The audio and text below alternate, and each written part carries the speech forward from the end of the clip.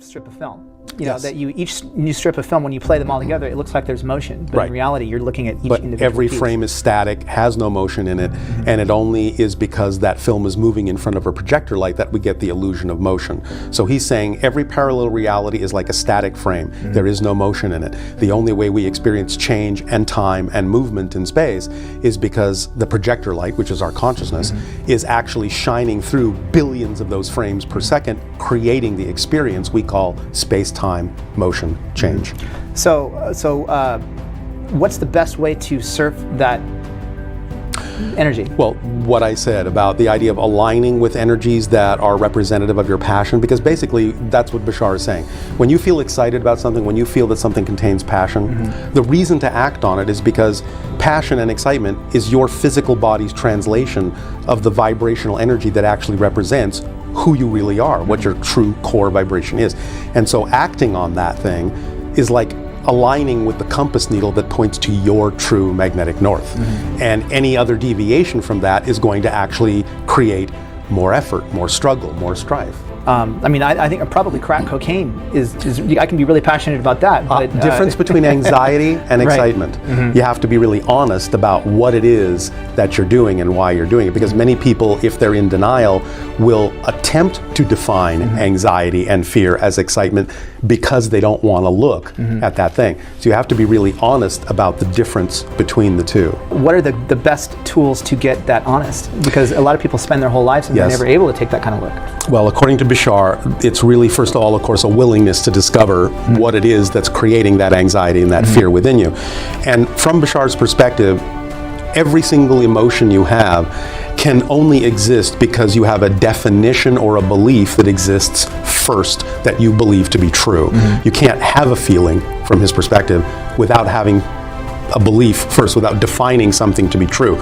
So if you have a certain feeling like fear or anxiety, he's basically saying if you're willing to discover what's causing that, all you really need to do is ask yourself a simple question and start some honest investigation within yourself, which is, what would I have to believe is true about myself in relation to this situation in order to feel this way? And if you're willing to discover what those beliefs are, once you identify it, any belief that's truly out of alignment with your true positive self will appear to be illogical and nonsensical because it doesn't actually belong to you. You probably picked it up from your parents, your friends, your society growing up. And since it belongs to someone else, it will not feel right once you identify it. And once you realize it's illogical and doesn't belong to you, you'll automatically drop it. I think it's a psychological concept of once you understand why you have fear, then you can beat the fear. Well, yeah, you transform it. I mean, you use it in a positive way. I mean, fear, in a sense, is your friend, because fear is a messenger knocking on your door saying, hey, you have a belief that's out of alignment with your true self. That's why you're feeling your energy this way. I think fear is basically just not being able to accept your own power. Not being able to accept that, like, okay, I don't have to be a victim. It's resistance to your natural self. This is something that Bashar said, you must simply remember in everything that we discuss that your outer physical reality is not outer, it is inner. It is just a reflection of you at any given moment, individually and collectively. Yeah, he often likens physical reality literally to a glass mirror. So he's basically saying if you want to see a change in your outer reality, you really have to change yourself first, because it is just a reflection. And it would be in a sense kind of silly in the same way that if you look at your reflection in a mirror and you see the reflection frowning, well, you don't go over to the mirror and try to make the reflection smile. The only way that reflection is going to smile is if you smile first. But people often wait for the physical reflection to change before they're willing to change, and it never works because you can't wait for the reflection to change before you do. It just doesn't work that way. I think it's a psychological concept of once you understand why you have fear, then you can beat the fear. Well, yeah, you transform it. I mean, you use it in a positive way. I mean, first of all, the first step is to realize we're always shifting. It's not something you have to learn to do. It's recognizing that you're doing it, and then understanding consciously and intentionally that there is a particular reality you would prefer to shift to. And since we're shifting all the time, the only reason we don't notice that we're shifting all the time is because the realities we keep choosing to shift to are so similar that it just seems like tiny little changes are taking place over long periods of time, when in fact we're shifting to whole realities.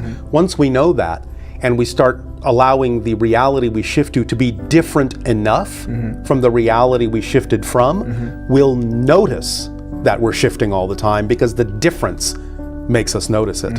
But it's when the difference isn't so great, we just don't notice. So it's really taking, in a sense, a larger shift in the sense of making that reality look different, so different you can't deny that you've shifted to another reality. But how are you defining what different is? Because I can say like, well, tomorrow I want the sky to be green, but it's not going to. It needs to be relevant to what truly actually excites you. By raising our frequencies, we're creating kind of a leading edge of a wave.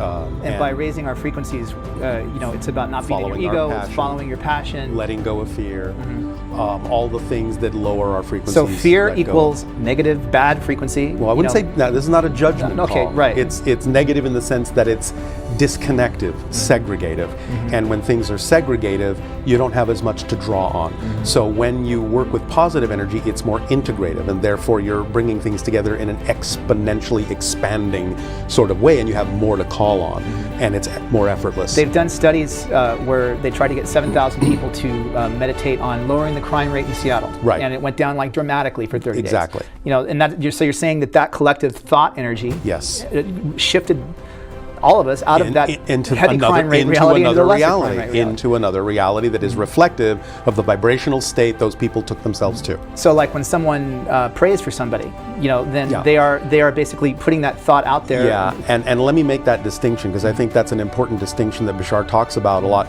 You're not actually changing the world you're in. Right. You're shifting to another reality that's more reflective of the vibrational state you've changed to. Right. You're never going to not have challenges. You always want challenges. They help you grow. So it's really about learning how to stay in a positive state and come from that positive state no matter what challenges arise, because any challenge can serve double duty. You can get a negative experience out of it, you can get a positive experience out of it, but what you put into it is what determines what you get out of it. This is what Bashar says is simple physics. What you put out is what you get back. So neutralizing everything and not giving it an automatic negative definition gives you the opportunity to actually extract a positive effect in your life, even if you can objectively recognize that someone may be using negative ideas. It doesn't have to affect you negatively if you remain in a positive relationship to that, even if you're able to see it. And it can actually shift you both into a whole new reality where the outcome is completely different and completely unexpected. And if you change your attitude, of course the other person's attitude is going to change too, because there's a different psychological effect on that person. Yeah, I mean, and again, it doesn't really much matter what terminology is used. The effect is the same in all of those cases, and so you're really going for that effect. However you frame it, however you define it, however you describe it, is just different ways that people have of relating to those things. It's about the idea of crossing into a reality that is going to be more representative of what we prefer, and it doesn't mean everything is going to be peaches and cream the next day, but it is going to be able to be more accessible. That energy will be able to be accelerated.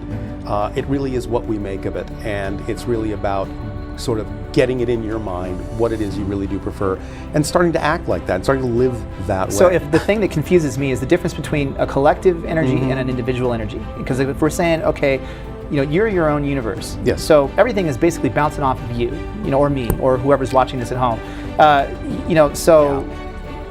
Can that person somehow abdicate their authority here somehow? I'm not going to say it's impossible, but I would probably guess that the only way someone could thoroughly abdicate their vote or participation is to not be here. So they would either have to die or shift to a completely different reality where no one perceives them anymore, because then they're no longer participating with that consensus reality. Why is the planet shifting at this time?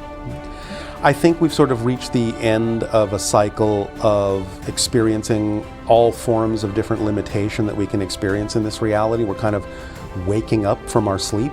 We're realizing, we're remembering that we create our reality, and we're kind of waking up out of that dream into another dream where now we realize we are creating this reality, we are creating this dream. Let's live this dream consciously instead of living it unconsciously as we've been doing for thousands of years. It's about the idea of crossing into a reality that is going to be more representative of what we prefer. And it doesn't mean everything is going to be peaches and cream the next day, but it is going to be able to be more accessible. That energy will be able to be accelerated. It really is what we make of it, and it's really about sort of getting it in your mind what it is you really do prefer, and starting to act like that, and starting to live that way. So if the thing that confuses me is the difference between a collective energy and an individual. Connected. It's knowing that you are connected, Right. and seeing the whole thing as a whole system instead of the victim perspective, which is that you're an isolated individual with absolutely no connection to everything, and everything happens to you instead of things happening through you. I think the biggest thing I've learned is that if you truly, truly understand that how important it is to act on your passion, it is capable of supporting you.